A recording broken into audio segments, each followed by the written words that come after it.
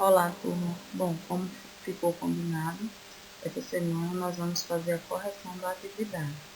É a atividade esta que é ainda a continuação sobre o período da mineração no Brasil colonial. Parte que fala sobre a sociedade mineira, o barroco e a parte religiosa, a questão da religião na colônia. Bom, vamos lá para a correção da primeira questão.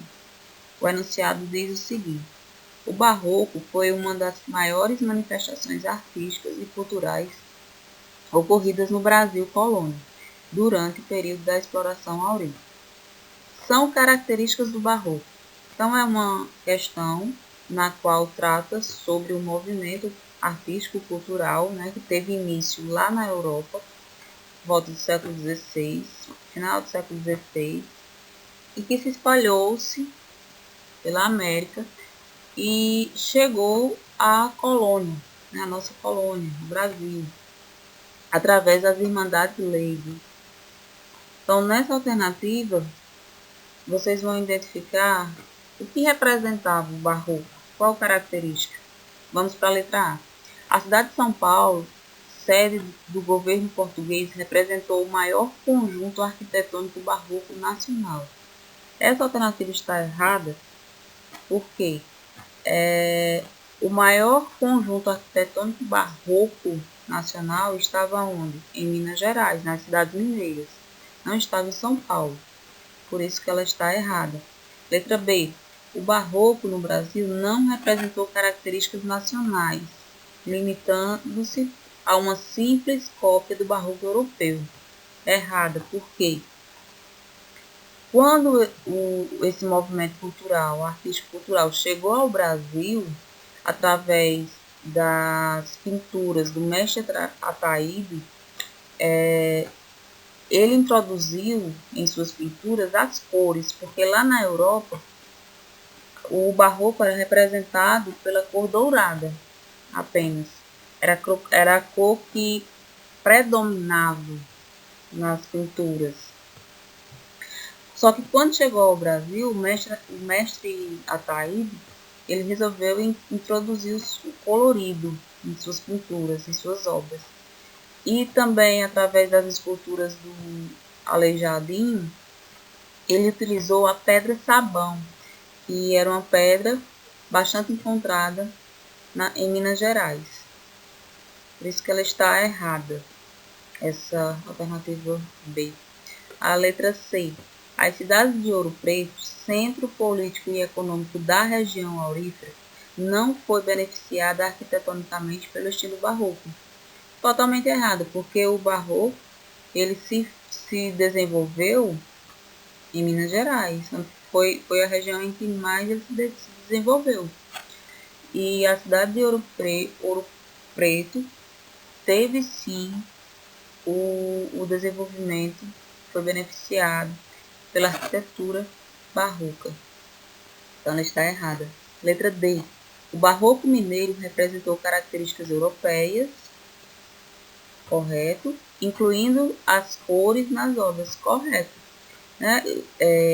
O barroco mineiro, em Minas Gerais, preservou as características europeias, que era a cor dourada, mas também introduziu cores, através das pinturas do mestre Ataíde. A letra E. A capitania de São Paulo, apesar de não ter participado do processo de exploração aurífera, foi o principal centro de expressão do barroco do país. Totalmente errada por dois fatores. Primeiro, os paulistas participaram sim do processo de exploração aurífera. Foram eles que encontraram as primeiras jazidas, Lembram os bandeirantes? Foram eles, os paulistas, que encontraram a primeira jazida de ouro em Minas Gerais. E o centro de maior expressão do barroco do país não foi em São Paulo, e sim em Minas Gerais. Por isso, essa alternativa também está errada, e nós temos apenas a letra D, que define bem as características do barroco.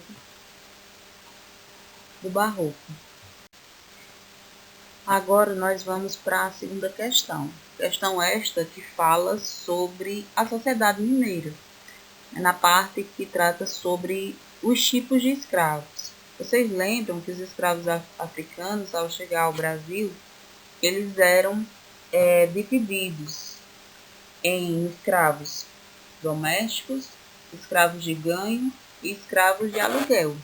Então, essa alternativa, ela se pergunta, né, sobre os trabalhos que os escravos de ganho, eles executavam. Qual o tipo de trabalho que os escravos de ganho, eles executavam? Letra A diz o seguinte: eles trabalhavam cozinhando, lavando e cuidando das crianças nas casas de seus senhores? Não. Essa era a tarefa dos escravos domésticos, aqueles que eram escolhidos para trabalhar diretamente na casa grande dos seus senhores. Letra B. Servindo a terceiros para o desempenho das mais variadas tarefas? Também não. Essa daí é a tarefa dos escravos de aluguel, no qual existia proprietários de escravos que tinham escravos em grandes quantidades e eles alugavam seus escravos para outras pessoas que necessitavam desses serviços, desses trabalhadores.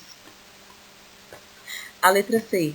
Fiscalizando as minas de ouro e diamante e recebendo os impostos para a coroa portuguesa? Não, aí era a função dos altos funcionários, né? Pessoas de confiança da coroa portuguesa. Letra D. Os escravos de ganho trabalhavam vendendo doces, quitutes e transportando cargas? Corretíssimo. A palavra mesmo já diz, ganho, né? Então, eles ganhavam dinheiro vendendo doces, quitutes e transportando cargas. Lembrando que esse dinheiro que eles recebiam pertencia ao seu dono, mas, vez ou outra, esses seus donos, eles lhe entregavam uma quantia irrisória, muitas vezes, de moeda que eles se estimulavam cada vez mais a trabalhar no intuito de juntar recursos para comprar sua carta de alforria. Bom, agora nós vamos para a terceira questão, também se tratando da sociedade mineira, aquela divisão da sociedade mineira. Bom, os altos funcionários trabalhavam, letra A, cozinhando, lavando e cuidando das crianças nas casas dos seus senhores? Não, aí era a função dos escravos domésticos.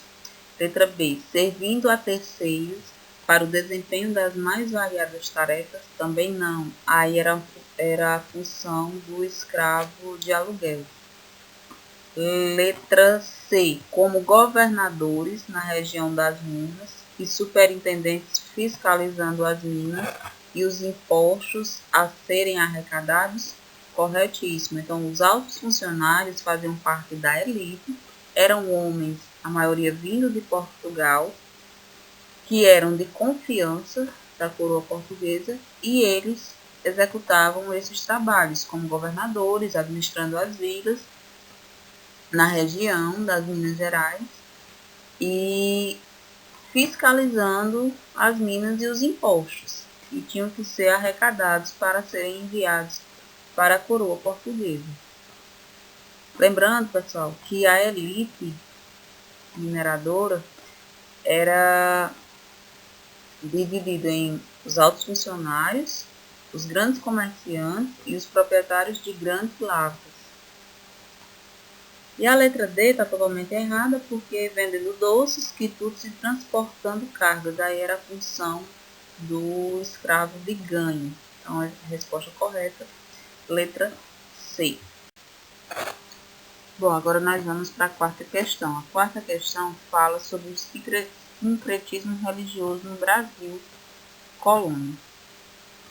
Bom, o enunciado diz o seguinte: o sincretismo religioso no Brasil colônia foi uma estratégia utilizada pelos negros escravizados para... Bom, só para vocês relembrarem, O sincretismo é a fusão, né? A mistura de elementos de diferentes crenças. Então, foi uma forma que os negros utilizaram no Brasil para poder continuar cultuando os seus deuses, realizando também as suas festas religiosas. A mistura uniu a religião, as crenças católicas com, no caso, as crenças africanas. A letra A diz o seguinte: os negros, eles utilizaram o sincretismo para compreender o papel do sagrado para a cultura europeia? Não. Eles entendiam, eles compreendiam o papel do sagrado para a cultura europeia. Eles sabiam que os europeus, assim como aqui na colônia, aqui no Brasil, eles respeitavam bastante o sagrado, né, os seus santos. Letra B. Eles queriam garantir a aceitação pelas comunidades dos convertidos? Não. Eles não queriam aceitação. Eles queriam sim o respeito. Eles queriam o direito de realizar suas práticas religiosas, de continuar adorando os seus deuses e realizar os seus ritos religiosos, adorando as suas divindades. Letra C. Eles queriam, os negros, preservar suas crenças e a sua relação com o sagrado? Sim, porque aqui no Brasil eles eram proibidos de exercer a sua religiosidade, as suas crenças. Eles não podiam respeitar as suas divindades, nem realizar os seus ritos sagrados. Então, eles acharam no sincretismo uma forma de realizar os seus ritos, através, por exemplo, como eu expliquei na última aula, as irmandades leigas, elas realizavam, por exemplo, as procissões, né, dos seus padroeiros, nas suas vilas, aqui na colônia. E os negros, também durante essa procissão católica, eles realizavam as suas congadas, que era tipo uma procissão, só que eles estavam ali, junto com os brancos, referenciando as suas divindades. Eles saíam às ruas também, tocando tambores, vestidos com suas roupas características, né, africanas, para reverenciar suas divindades. Então, a resposta correta é a letra C. A letra D, integrar as distintas culturas no novo mundo. Não, os negros não queriam isso, integrar, unir todas as culturas, e sim apenas a sua cultura. Eles queriam possibilitar a adoração de santos católicos? Não, porque os santos católicos eles já eram adorados, né? Eles já eram consagrados, respeitados, reverenciados pelas irmandades leigas. Bom, agora nós vamos para a quinta e última questão, na qual vem tratando sobre as irmandades leigas. E para quem esqueceu o que eram as irmandades leigas, eram associações de caráter católico e urbano que surgiram na Europa medieval e chegaram ao Brasil com a colonização. E essas irmandades católicas, elas tinham suas funções, na qual era organizar as festas de devoção ao santo padroeiro, organizavam todas as atividades religiosas, promoviam assistência social, construções das igrejas em Minas Gerais, já que as vilas estavam se formando ainda, as cidades estavam se formando em Minas Gerais. Então, elas tinham essas funções. E a pergunta diz o seguinte: entre as várias funções das irmandades leigas em Minas Gerais, a partir do século XVIII, foi Manter os índios escravizados? Não, a letra A está errada, porque elas tinham como função construir igrejas, organizar as festas dos santos padroeiros das vilas, né, das cidades. Então, ela está errada. Letra B. Estabelecer os rituais religiosos dos africanos na colônia? Não, eles não tinham essa função. Até mesmo porque os negros eles eram proibidos de executar os seus atos religiosos, seus rituais. Letra C. Estabelecer as festas de padroeiro na colônia? Correto. Essa é uma das funções, né, que as Irmandades Leigas elas exerciam. Então, a resposta correta é a letra C. A letra D. Estabelecer os rituais religiosos dos indígenas? Não. Também não. Porque a única religião que era aceitável era a religião católica.